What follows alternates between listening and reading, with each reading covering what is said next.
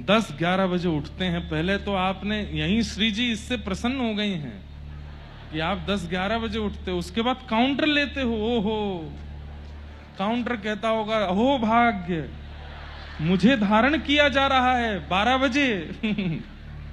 लाला देखो, हमारी स्थिति तो बहुत ज्यादा विचित्र है। अब 3 बजे तक तो हम रात में स्टूडियो में ही बैठे थे, यहां रिकॉर्डिंग कर रहे थे। इतनी बुरी हालत में हो जाते हैं तो भी कोशिश करते हैं कि जल्दी जल्दी अपना नियम रखें। अभी दत्त धाम में गुरुजी साक्षी हैं, 2.5 घंटे 2 घंटे से ज्यादा मैं सोया नहीं हूं एक भी दिन। रात्रि 1 बजे फ्री होते थे, 2-2-2.5 बजे तक सोने जाते थे, 5 बजे उठ के तो गोदावरी जी में सीधे छलांग मारते। एक बात याद रखिएगा, मैं आपको बता दूं, उल्लासनगर का थोड़ा माहौल, बंबई का माहौल थोड़ा अलग है, लेकिन फिर भी जिस व्यक्ति को ब्रह्म का दर्शन करना है वो ब्रह्म मुहूर्त में उठना शुरू कर दे, उसको ब्रह्म मुहूर्त में उठ करके ब्रह्म दर्शन तो हो जाएगा।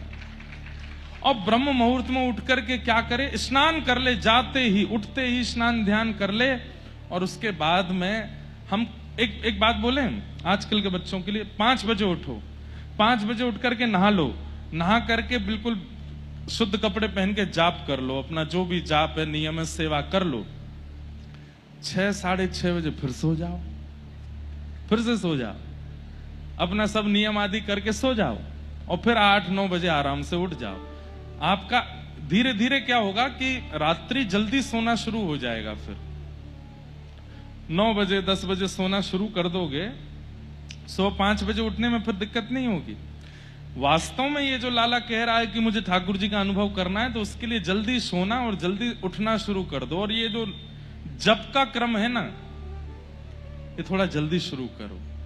सुबह सुबह उठकर के ध्यान लगाना प्रारंभ करोगे। अब क्या होता है कि जैसे बहुत एक आधुनिक तरीके से समझना, बहुत बड़ा मेला लगा, साथ में 1-2 लाख लोग आ गए, तो क्या होता है कि मोबाइल में सिग्नल आने बंद हो जाते हैं। क्यों? वो सिग्नल जो है वो क्लैश हो जाते हैं आपस में, और वहां इंटरनेट भी नहीं चलता, फोन भी नहीं हो पाता। क्यों? एक साथ 1-2 लाख लोग पहुंच गए एक जगह पर। ठीक वैसे ही क्या होता है, 6-7 बजे के बाद दुनिया उठनी शुरू हो जाती है, पूरा भारत उठ जाता है। और उसके बाद में जैसे ही भारत उठता है, उसके बाद आप नाम जप करने बैठते हो तो सिग्नल नहीं पहुंचता ठाकुर जी तक, वो कहीं ना कहीं क्लैश होता रहता है, और फिर वो उससे पूर्ण रूपेण संबंध संपर्क नहीं बन पाता। लेकिन जब आप सुबह 5 बजे उठ करके करने लगते हो, उस समय इतने सिग्नल एक्टिव नहीं रहते, सिग्नल एक्टिव नहीं रहते, तो आपका नाम जप हो। अच्छा, 7-8 बजे के बाद दुनिया नाम जप नहीं करती, पर दुनिया भगवान को पुकारती तो है, चाहे वो भाव से पुकारे, कुभाव से पुकारे, इच्छा से पुकारे, अनिच्छा से पुकारे, स्वार्थ से पुकारे, निस्वार्थ से पुकारे, पर दुनिया के लोग उठ करके ठाकुर जी को पुकारते तो हैं। उस समय स्वतंत्र नाम जप करने वालों का नाम पहुंच नहीं पाता। इसलिए थोड़ा जल्दी उठ जाया करो। जल्दी उठ करके, हमारे प्रेमानंद जी महाराज वो दुनिया से कितने बजे मिलते हैं पता है? पहले तो बहुत जल्दी मिलते थे, 3 बजे 2:30 बजे रात में निकलते थे अपने भवन से और अपने आश्रम के लिए, और 2:30 से 3 बजे तक दर्शन देते थे। उसके बाद 4:30 बजे से लोगों से मिलते थे, 7 बजे तो आश्रम बंद, सेवा पूजा करके महाराज जी चले जाते थे एकांत में। क्यों? उस समय क्यों? वो ब्रह्म मुहूर्त है, उसी समय पर भगवत आराधन में बहुत मन लगता है। करके तो देखो एक बार।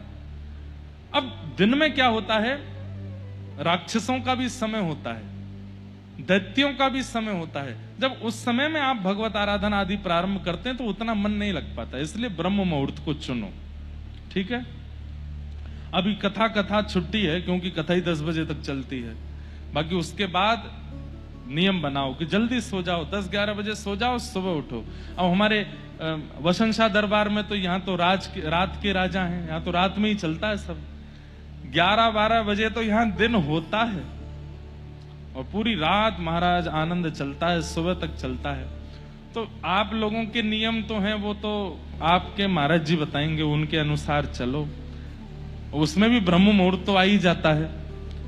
5-6 बजे ठाकुर जी सब अपने आचार्यों को प्रणाम करके आप सोने चले जाते हो। अच्छा है वो भी, लेकिन जो वैष्णव भक्ति कर रहे हैं उन लोगों को चाहिए सुबह जल्दी उठ करके भगवत आराधन करो।